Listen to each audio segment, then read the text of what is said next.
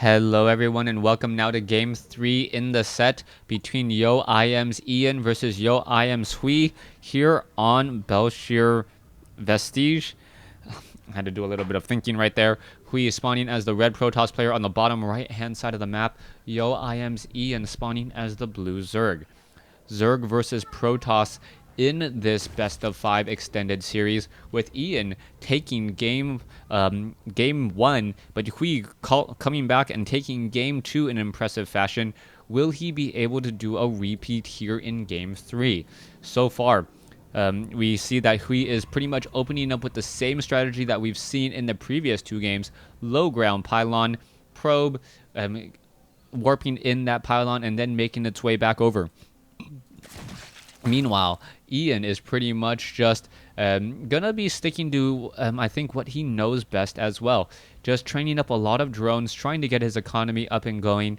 And I think as much as Hui played very well in game 2, Ian just had a little bit of mental lapse in game 2 as well. That one photon cannon did end up being a bit of a problem, not having a queen down there to kind of absorb some of that damage.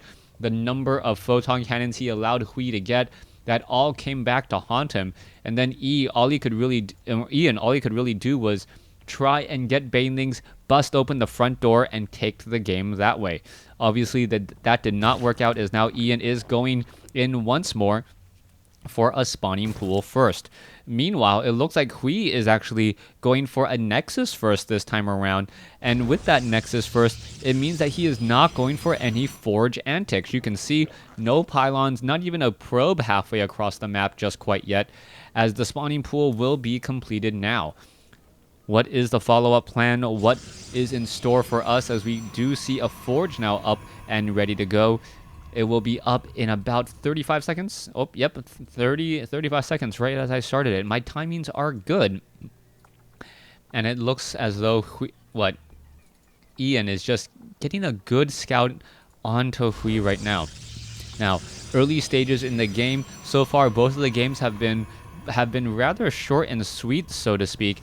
Ian in game 1 was very aggressive with Zerglings and Roaches. It looked as though he was trying to do a little bit of a mind fake, at least onto a caster, as I saw a third base go down, but then I saw it also being cancelled.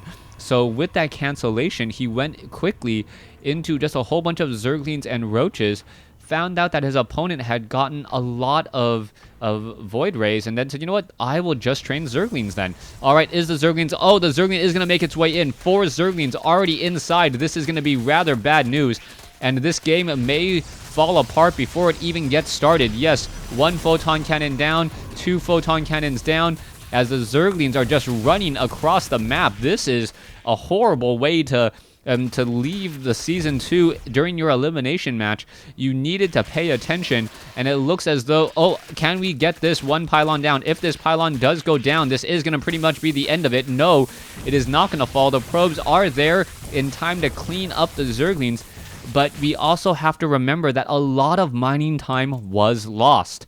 15 probes to 19 drones, and talk about mining time lost there. The probes were not even working for quite a bit, as we're now going to be looking at perhaps some zealots or more probes being trained. Back over here, yes, getting chrono boosted out. This needs to really pick up the pace. Hui is behind. Chrono boost can only do so much, as we now see Ian feeling very confident in taking up a third base, knowing that if Hui could ever just mass up any number of gateways, it wouldn't be enough. Ian's timing attack should probably be sometime around the 12 to 14 minute mark at this point. And I wouldn't even be surprised if it was at the 16, knowing that he can have a 200 supply count army, while Hui will probably be in the 110 range. It will really come down to micro and unit choices for Hui to fend off the attack. 44 workers compared, or 44 supply versus 29, 33 workers compared to 25. You do see double chrono boosting on these 2 nexuses in order to get back into the economy, but there is still yet to be a cybernetics core.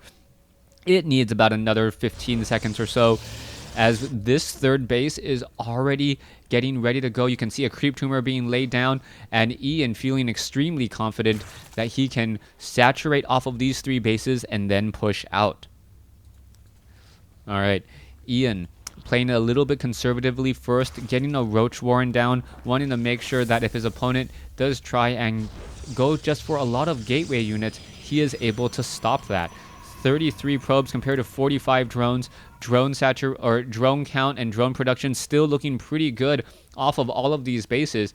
Ian currently not supply block, not quite sure what he's waiting for. Perhaps he's waiting for the Roach Warren to complete, and then he's going to try and rinse and repeat, taking down a photon cannon or 2. Surprisingly enough, Hui only has 1 pylon powering these sets of buildings here. So if the Roaches come in here, snipe down this pylon, not only would it take down the photon cannon or unpower it, it would stop the warp gate tech. Losing that warp gate tech at this stage would be a very, very big blow to any sort of production hope that Hui would try to macro up, as we are now also going into Stargate. Hui and Ian, obviously teammates, perhaps they practice against each other often, and knowing his teammate may think to himself, you know what, I know that he's going to be trying to macro up a lot of Roaches. It is smart of me to try and get a Void Ray or 2. Void Ray now being added in, a Mothership Core now being brought over. This is going to be a game of defense, and will it be enough? Sentries being added, Warp Gate Tech not quite there. You can see more gateways being thrown down in the backfield as the Roaches are already walking in to put in a bit of pressure. There you go. That Photon Cannon they can't really do very much. That one is going to get taken down. No force field. A little bit late there as the Zerglings and the Roaches are just pushing through. Ian didn't even want this game to go long. He's just going to completely just tear the game wide apart right here. As you can see, photon cannons are falling. Pylon will get taken down. Even if that 1 photon cannon completes, it will be unpowered as the Void Rays come in. And wow, finished before the 10-minute mark here. Ian takes a quick 2-1 lead in this best of 5 extended series. Him only needing to take 2 games, as he will be moving on in the TESL's Season 2 elimination rounds. Thanks for watching. Thanks for listening. Hope you guys enjoyed it.